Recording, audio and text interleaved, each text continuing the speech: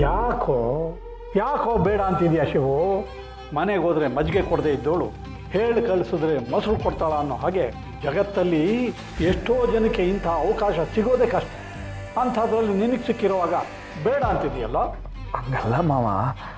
ಮಾವ ಗರ್ಭಗುಡಿಯಾಗೆ ಯಾರು ಇರಬೇಕು, ಭಕ್ತ ಅಲ್ಲ. ಅದ್ರಾಗೂ ನೀವೇ ಅಧ್ಯಕ್ಷರು ಅನ್ನೋದು ಈ ಊರಿನ ಹಣೆ ಬರದಾಗೈತೆ.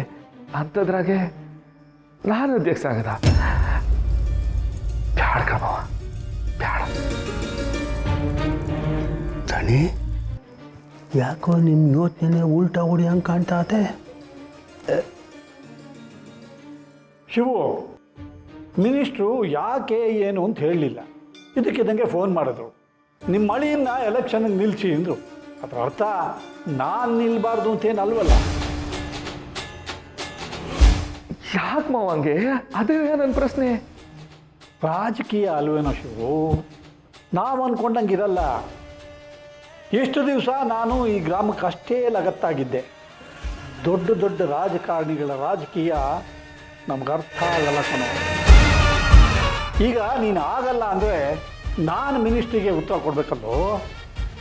ಅಕಸ್ಮಾತ್ ವಿಷಯ ಮಿನಿಸ್ಟ್ರು ಗೊತ್ತಾಗಿ ಮಿನಿಸ್ಟ್ರು, ಏನ್ರಿ ವೀರಭದ್ರಯ್ಯನವರೇ, ನಿಮ್ಮ ಮಳಿಯಾನೇ ಈ ಮಾತು ಕೇಳೋಕ್ಕಿಲ್ಲ ಅಂದಮೇಲೆ ಊರವ್ರು ಹೆಂಗ್ರಿ ಕೇಳ್ತಾರೆ ಅಂದರೆ ನಮ್ಮ ದಣಗಳ ಮರವಾದಿ ಎಲ್ಲಿಗೆ ಹೋಯ್ತದೆ ಶಿವು?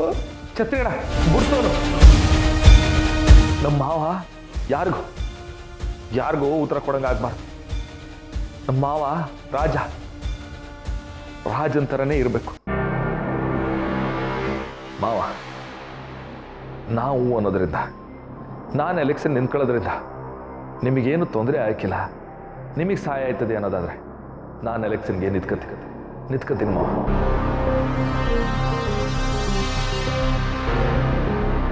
ಮಾತು ಬಂದಾಗ ಸೋತ್ ಹೋದವನೇ ಜಾಣ ಅನ್ನೋ ಹಾಗೆ ಈ ನಮ್ಮ ಶಿವು ನನ್ನನ್ನು ಪ್ರೀತಿಲೇ ಗೆದ್ದುಬಿಟ್ಟ. ನಾನು ಸೋತ್ ಹೋದರೂ ಇವನು ಪ್ರೀತಿನ ಗೆದ್ದೆ ಅನ್ನೋ ಸಮಾಧಾನ ನನಗಿದೆ. ಈಗ ಶಿವು, ನಾಳೆನೇ ಪಂಚಾಯತಿ ಆಫೀಸ್ ಹತ್ರ ಹೋಗಿ ನಾಮಪತ್ರ ಸಲ್ಲಿಸ್ಬಿಡಪ್ಪ. ಸರಿ ಕಣ್ಮ, ನೀವು ಕಾಲ್ನಾಗಿ ತೋರಿಸಿರೋದನ್ನ ತಲೆ ಮ್ಯಾಕೆ ಒತ್ಕೊಂಡು ಮಾಡ್ತೀನಿ ನಾನು. ಬರ್ತೀನಿ ಮಾವ. ದಣಿ, ಅದೇನೋ ತಲೆಯಾಗೆ ಮಾಡ್ತಾನಂತೆ. ಛತ್ರಿ, ಅವನ ತಲೆನ ನನ್ನ ಕೈಗೆ ಕೊಟ್ಟು ಹೋದ ನೋಡಿ. ಕತ್ತಿ ಸಿದ್ಧ ಮಾಡ್ಕೋ, ಸಮಯ ನೋಡಿ ಬಲಿ ಕೊಡೋಣ. ಆ ಪಾರ್ವತಿಗೆ ಅವಮಾನ ಮಾಡಬೇಕು ಅಂದ್ಕೊಂಡಿದ್ದ ಮಿಕ ನನ್ನ ಕಣ್ಮುಂದೆನೇ ಹೋಗ್ತಾ ಇದೆ ನೋಡಿ.